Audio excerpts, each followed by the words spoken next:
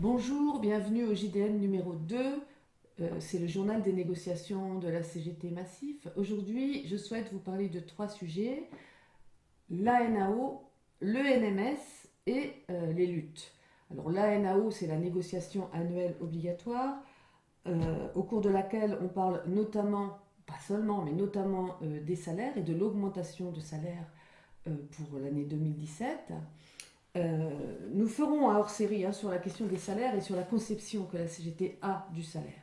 Pour l'heure, l'information que l'on souhaite donner, c'est déjà l'enveloppe globale proposée par l'employeur, qui tourne autour de 1,25-1,26% de la masse salariale, et la répartition de cette enveloppe, puisque cette enveloppe est répartie entre euh, une enveloppe consacrée à l'égalité salariale, une partie consacrée à l'augmentation générale et une partie enfin consacrée aux augmentations individuelles.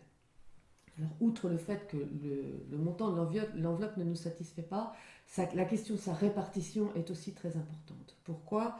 Parce qu'on a noté que depuis 2013, la part de l'enveloppe consacrée aux augmentations individuelles est plus importante et beaucoup plus importante que celle consacrée à l'augmentation générale.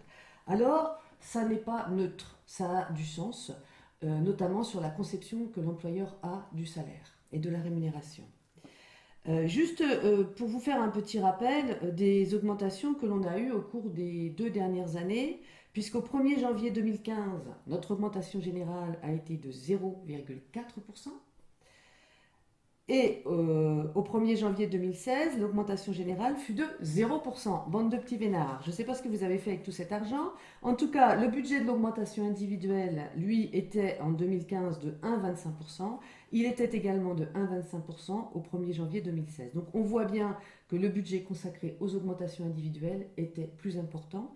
C'est la même chose cette année, puisque l'employeur propose une augmentation générale plafonnée à 0,5% et un budget d'augmentation individuelle de 1,20. Alors, nous, ce qu'on souhaite finalement, c'est que le budget soit consacré entièrement aux augmentations individuelles, outre la question de l'égalité professionnelle, qui mérite effectivement un traitement, et de toute façon, ça répond également à une obligation légale. Mais on souhaite que, en fait, tout le budget des augmentations individuelles et générales soit consacré aux augmentations générales. Pourquoi? Eh bien, parce que l'augmentation individuelle, d'abord, on n'est pas sûr de l'avoir. L'augmentation individuelle, le principe de l'augmentation individuelle plonge ses racines dans quelque chose d'assez archaïque finalement en termes de conception de salaire. Ça se rapproche du salaire au mérite, ça se rapproche du salaire à la performance, c'est-à-dire qu'on vous accorde une augmentation de salaire si on estime que vous méritez cette augmentation. Alors évidemment, c'est tout avantage pour l'employeur qui, outre le fait de déterminer l'enveloppe, eh bien, va décider si oui ou non l'augmentation est méritée.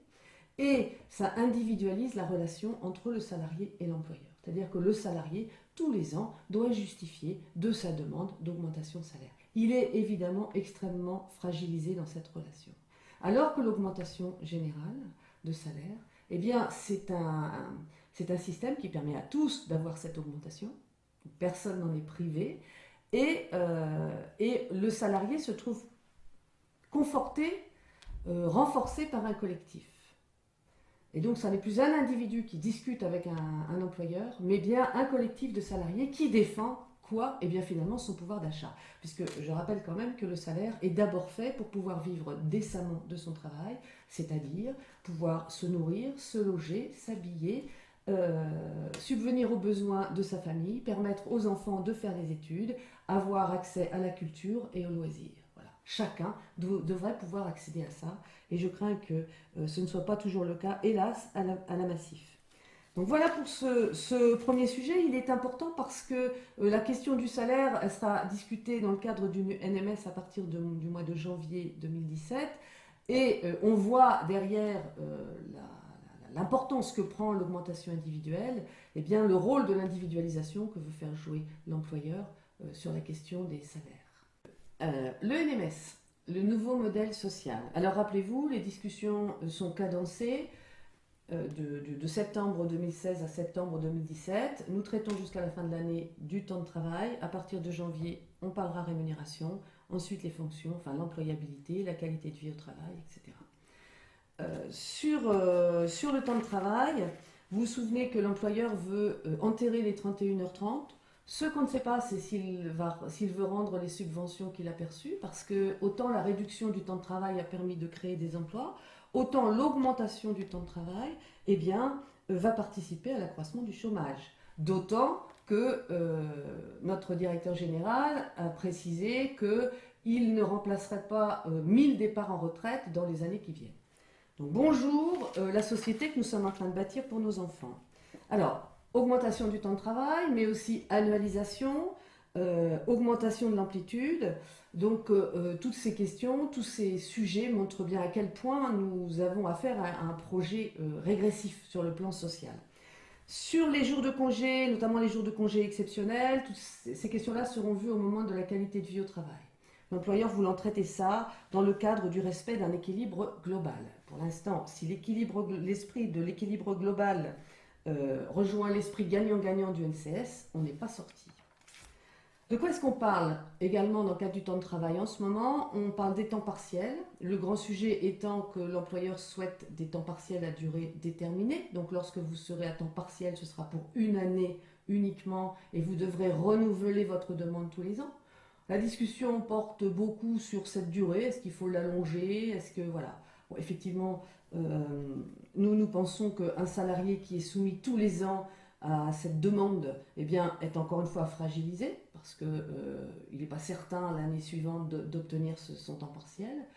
En plus, on trouve que ça n'est pas très cohérent de vouloir limiter les temps partiels au prétexte qu'on risque d'avoir un afflux de demandes.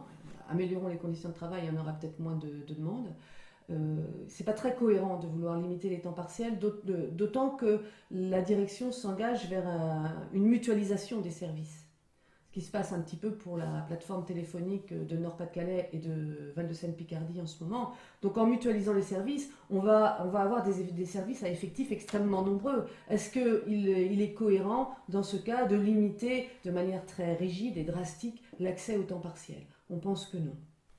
Autre sujet, les forfaits jours. Alors, les forfaits jours, les cadres autonomes à partir des niveaux 5B jusqu'au niveau 7 sont soumis donc à un forfait jour actuellement de 193 jours travaillés par an. Eh bien, le NMS veut les faire passer à 205 jours pour les niveaux 5B et les niveaux 6 et 210 jours pour les niveaux 7. Alors, la question de savoir pourquoi on ne traite pas pareil les salariés de ces trois niveaux, ça nous pose problème. Et puis, de la même manière, évidemment que nous refusons l'augmentation du temps de travail pour les niveaux 1 à 5A, nous refusons l'augmentation du forfait jour pour les niveaux 5B au niveau 7.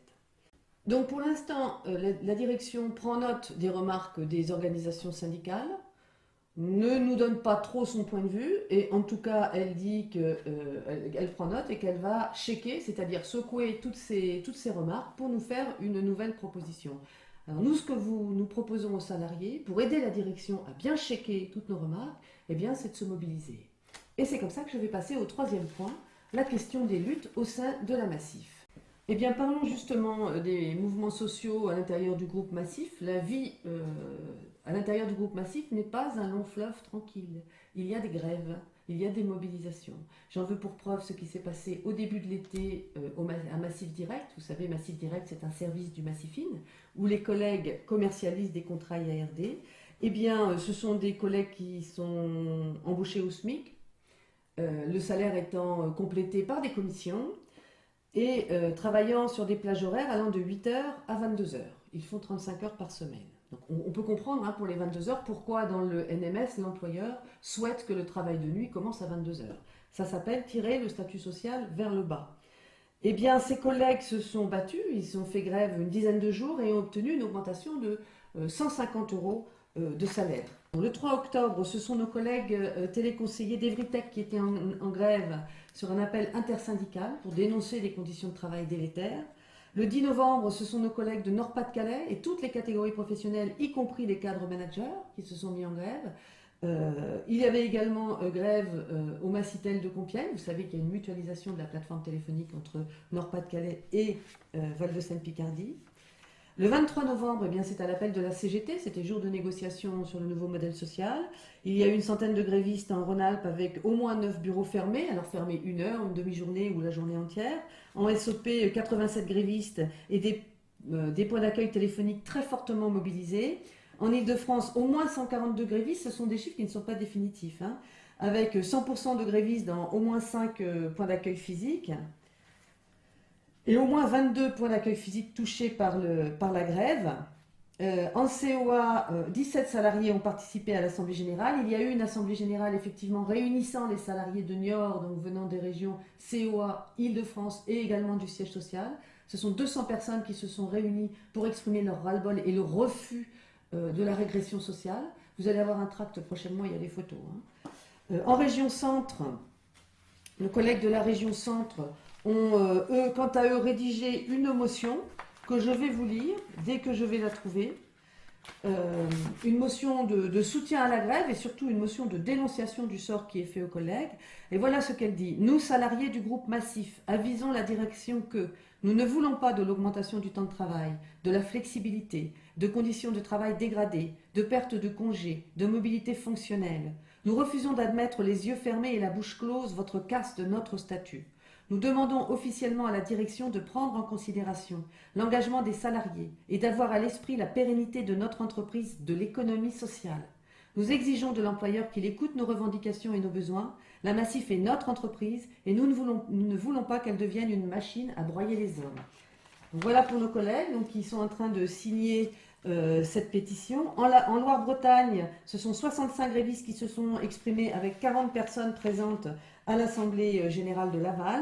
En Gâtinais-Champagne, il y a eu une Assemblée générale également du personnel réunissant une soixantaine de personnes, avec une bonne participation des grévistes, des salariés aux grèves dans les Massitels. Donc voilà pour ce début de bilan pour la grève du 23 novembre. Nous savons que ce n'est pas suffisant. Si vous-même êtes en désaccord avec ce recul social, que vous soyez personne, salarié individuel, que vous soyez organisation syndicale, eh bien nous vous appelons à rejoindre le mouvement des salariés, à rejoindre le mécontentement. C'est comme ça que nous allons peser sur ce qui se passe aujourd'hui. Voilà, je vous remercie d'avoir suivi ce JDN numéro 2. Alors vous n'oubliez pas plusieurs petites choses. Le j'aime, si vous avez aimé. Abonnez-vous si vous voulez être prévenu lors de la sortie des prochaines vidéos. N'hésitez pas à faire des commentaires et évidemment, vous partagez, faites savoir. Au revoir, à bientôt.